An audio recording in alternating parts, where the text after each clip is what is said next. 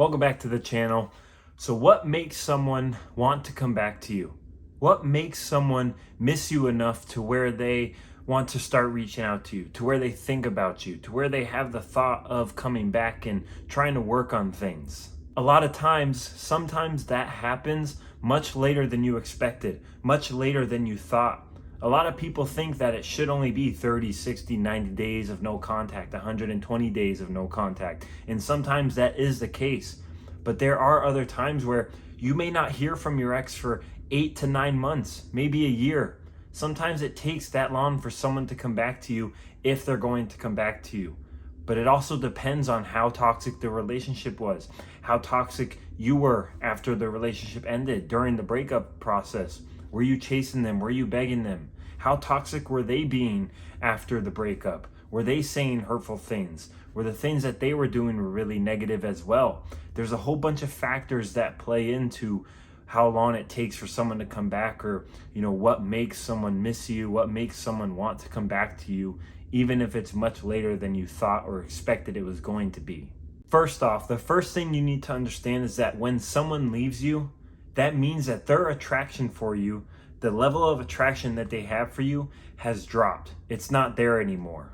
As hard as this may be to hear, as hard as this may be to accept right now, that means that they got to a point where they don't see a future with you. They don't see any way that this relationship can continue. They have no thought or any inclination as to how this relationship is going to work out in a positive way. They don't think it's going to work out anymore.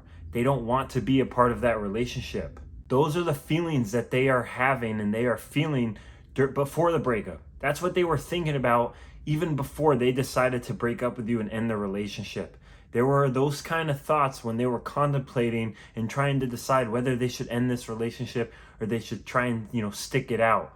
And those are the thoughts that they are having during the initial phase of the breakup, in the early stages after the relationship has ended.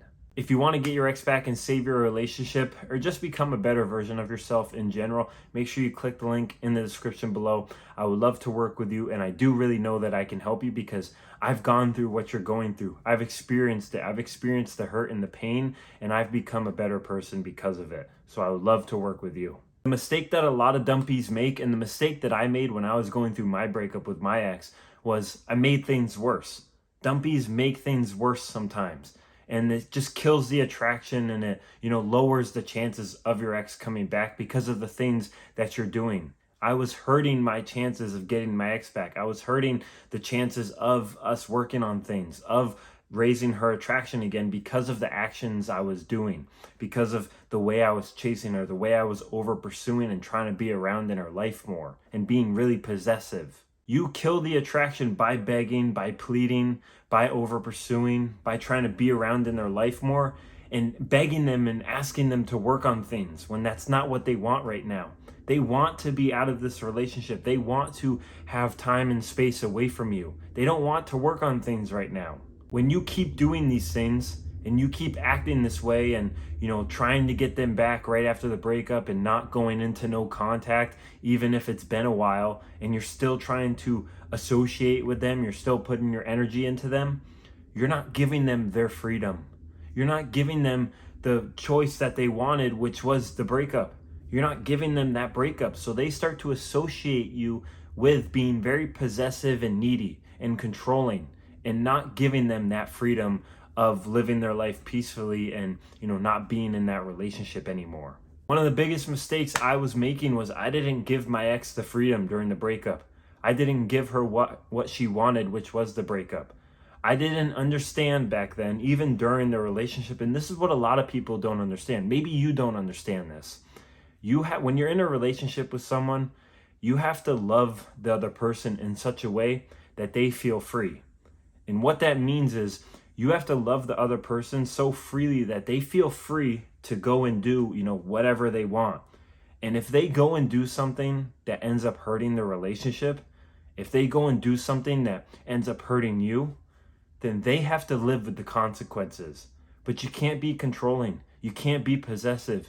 You can't try and stop them from doing what it is that they want to do. For example, right? Anytime my ex was like going out with friends or anything, or she would go and hang out with friends, I got really jealous. I got really nervous. I got really, scared. I was fearful. That was because I was insecure in myself, right? I didn't have a good self-worth back then, and I just, thought all these bad things were going to happen. Therefore, I wasn't giving her the freedom to go and hang out with her friends because I was so worried something was going to happen.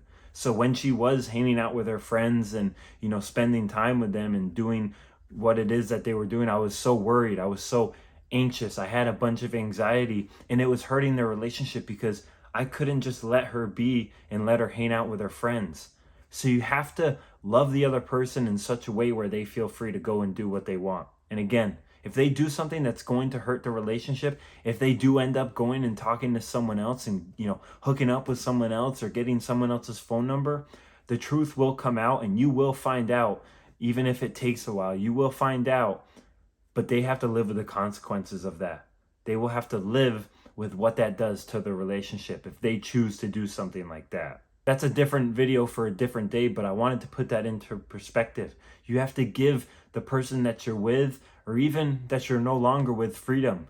You have to let them do what it is that they want to do because you can't control anyone. And when you try and control someone and you're really attached and you become possessive, that just kills attraction. That lowers the respect that they're going to have for you. When you don't give your ex the space that they want, when you don't give them the time away from you that they want, and you don't go into no contact, what does that do? That's going to kill the attraction. That's going to lower the respect for you. And most importantly, that's going to ruin any chance that you had and that, they had of coming back into your life, of working on things and working on that relationship together. If you have over pursued after the breakup, if you've pushed your ex to the point where they no longer want anything to do with you, you're not hearing from them, they're not contacting you, maybe they've blocked you on everything, or no matter where you are at in the breakup right now, the only thing that you can do, the best thing that you need to be doing right now, is being in no contact and working to better yourself. That's the only thing that you can do right now. You can't convince them to come back to you.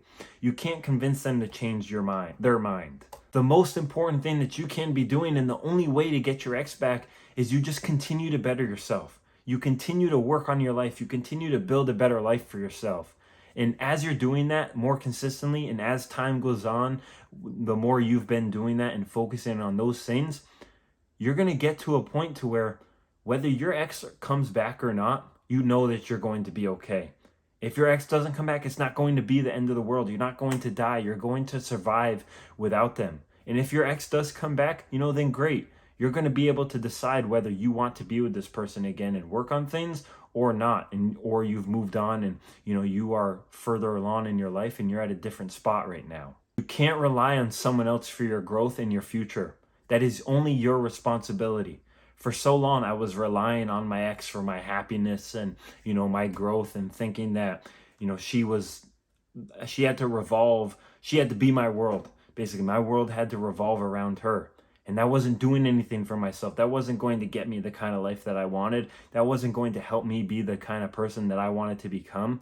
It is your responsibility for the growth in yourself and for your own life, for how you want your life to turn out, for the person that you want to become. You have to show your ex that it's going to be a good idea to come back to you. And you do that by not begging, by not chasing, by not over pursuing, and you continue to work on yourself. You continue to build a better life for yourself, and you don't do anything that's going to make them feel uncomfortable. During the breakup, you have to just take the breakup on the chin. You have to take the punch on the chin. I know it's hard, right? And it sucks, but that's the best thing you can do. You have to take the breakup like a champ. That is the best position that you can take right now. That's the best thing that you can do. When you do that and you stick to no contact and you're, doing the right things and you're focused on yourself, that's going to give them the time to wonder about you. It's going to give them the time to think about you and miss you. It is going to feel like it's the longest thing ever. No contact is going to feel like it's the longest thing you've ever done. This whole breakup process is going to feel like an eternity. I've been through it, I know. But it's the best chance you have at reattracting your ex. And the thing is, time is your best friend right now. I know it's cliche, right? I know everyone says it. I've said it before. But time is your best friend. It's the thing that's going to heal what you're going through. Time heals all wounds. You're going to be, even if you did nothing, right? Even if you did absolutely nothing and you just like obsessed over your ex 24/7 and all you did was try and reach out to them, and or you just sat there and waited, eventually, even if it was 3 years from now, eventually you like time would just force you to move on. It would click in your brain. Time would help you. Time would just move you along in life at some point, and you would let go of that feeling. You would let go of, wanting your ex back. So even if you're struggling right now with no contact, even if you're struggling with becoming a better version of yourself, just give it time. Give yourself time, because time is going to help and it is your best friend. You need to be taking this time right now to cry, to grieve, to feel the end of the relationship. You need to get that stuff out of your system. As you give yourself time, as more time goes by, you can start to dust yourself off a little bit. You can start getting in the gym. You can start becoming a better version of yourself. You can start, working harder at work. You can start analyzing and reading books on how to become better. What makes a successful relationship. Reading books on how to communicate better. Reading books on how to become a better version of yourself. And the more you do that and more time goes by, you're going to be able to analyze. You're going to be able to analyze that past relationship and realize the mistakes that you made. The mistakes that you made that contributed to the end of this relationship. And you're going to be able to learn from those mistakes and realize what you can do differently and what you can do better so that doesn't happen again. You're also going to be able to analyze and realize, because of the mistakes that you made and the things that you were doing wrong and the negativity that was going on in the relationship, it's going to help you understand your ex's perspective a little bit. Not saying that it's going to justify the end of the relationship, or, maybe it was mostly their doing and they were really negative and they broke up with you still, but it's going to help you understand where they're coming from. That was a big reality opening for me, eye-opening thing for me. After I analyzed and I, became aware of the mistakes that I made and the things that I was doing that was hurting the relationship, I understood why my ex wanted to break up with me. I understood the things that I was doing wrong, and, I looked at it from a different pair of eyes, and I realized, hey, I understand why, I wouldn't want to be with someone like I was back then, really controlling, needy, possessive.